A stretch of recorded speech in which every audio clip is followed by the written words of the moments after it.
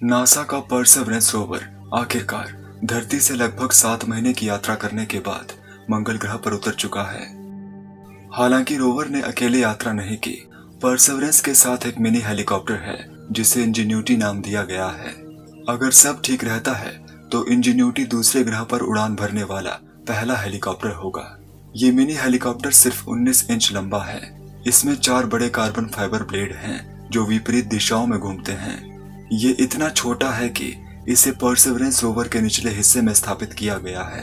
Ingenuity के पीछे की टीम अभी तक निश्चित नहीं है कि क्या हेलीकॉप्टर के लिए मंगल ग्रह की सतह पर उड़ान भरना संभव है या नहीं। तो ऐसी क्या कठिनाई है कि हेलीकॉप्टर के लिए मंगल ग्रह पर उड़ान भरना मुश्किल है। मंगल ग्रह का पतला वातावरण। पतले वातावरण के कारण मंगल ग्रह पर पर्याप्त लिफ्ट प्राप्त करना मुश्किल हो जाता है, क्योंकि मंगल ग्रह का वातावरण पृथ्वी की तुलना में 99% कम घना है। इसलिए इंजीन्यूटी रोटर ब्लेड के साथ हल्का होना चाहिए। ये ब्लेड्स पृथ्वी पर उड़ान भरने के लिए हेलीकॉप्टर की आवश्यकता के मुकाबले बहुत ज्यादा बड़े और तेजी से घूमते हैं। जेज़ेरो क्रेटर पर बहुत ठंड होने की संभावना है, जहां रोवर अपने निचले हिस्से से जुड़े इंजीन्यूटी के साथ उतरा है।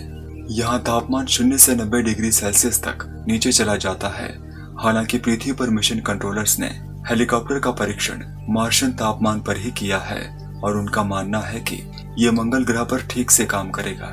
ठंडा तापमान हेलीकॉप्टर की तय की गई सीमा को बढ़ा देगा।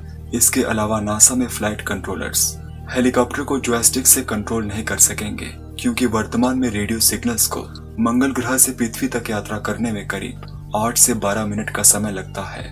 इसलिए वैज्ञानिकों को मंगल ग्रह पर मौजूद स्पेसक्राफ्ट के साथ कम्युनिकेट करने में डिले का सामना करना पड़ता है। फलस्वरूप वैज्ञानिकों को स्पेसक्राफ्ट को कमांड्स एडवांस में देनी होगी। अगर सब ठीक हो जाता है तो भविष्य में अंतरिक्ष एजेंसियां मंगल ग्रह पर और हवाई एक्सप्लोरेशन मिशन कर सकती है। खगोल वैज्ञानिक एक दूसरे प्लेनेट पर उड़ते हुए हेलीकॉप्टर को देखने के लिए बहुत उत्साहित हैं, क्योंकि मानव इतिहास में ऐसा पहले कभी नहीं हुआ है। तो ये हेलीकॉप्टर मंगल ग्रह पर कब उड़ान भरेगा? इंजीन्यूटी के पीछे की टीम अभी हेलीकॉप्टर का परीक्षण नहीं कर सकती जब तक कि रोवर को मंगल ग्रह पर 1 महीना नहीं हो जाता। जैसे ही नासा को मंगल ग्रह की सतह पर एक उपयुक्त हेलीपैड लोकेशन मिल जाती है, हेलीकॉप्टर से प्रोटेक्टिव शील्ड रिमूव हो जाएगी और इंजीन्यूटी अपने रोबोट साथी से अलग हो जाएगा। इंजीन्यूटी को रोवर से अलग करने के बाद टीम को यह सुनिश्चित करना होगा कि अपनी पहली उड़ान शुरू करने से पहले इंजीन्यूटी कुछ प्रारंभिक टेस्ट पास करे।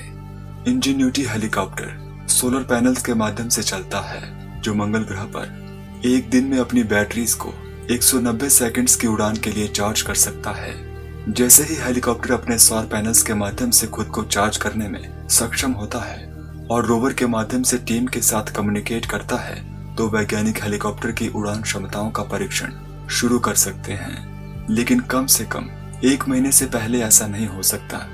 मंगल ग्रह पर एक दिन पृथ्वी पर एक दिन की तुलना में 40 मिनट ज्यादा है। सबसे पहले नासा इंजीनियर्स की एक टीम मंगल ग्रह की सतह पर इंजीन्यूटी की उड़ान भरने की क्षमता का परीक्षण करेगी, लेकिन ये प्रोसेस काफी धीरे धीरे होगा। उड़ान भरने के दिन के लिए मिशन कंट्रोलर्स ने कोई तारीख निश्चित नहीं की है, क्योंकि परसेवरेंस और इंजीन्यूटी की टीम को अपने रोबोट्स की जांच के लिए समय की आवश्यकता होगी। वैज्ञानिक अभी सटीक अनुमान नहीं लगा सकते हैं कि कितना समय लगेगा। अपनी पहली उड़ान के लिए हेलीकॉप्टर जमीन से कुछ फीट की ऊंचाई पर उठेगा और हवा में लगभग 20 से 30 सेकंड तक मंडराएगा। उड़ान के ये शुरुआती सेकंड स्पेस एक्सप्लोरेशन में एक बड़ा मील का पत्थर होंगे। बाद की उड़ानों में पहले की तुलना में ज्यादा दूरी और ज्यादा ऊंचाई प्राप्त करने का प्रयास होगा। इंजीन्यूटी हेलीकॉप्टर एक बार में लगभग 980 फीट की दूरी तक 90 सेकंड तक उड़ान भर सकता है और करीब 10 से 15 फीट की ऊंचाई तक पहुंच सकता है।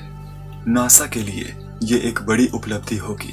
वैज्ञानिक ये साबित कर देंगे कि वे दूसरे प्लेनेट पर भी एक विमान उड़ा सकते हैं, एक ऐसा ग्रह जिसका वातावरण पृथ्वी की तुलना में बहुत अलग है।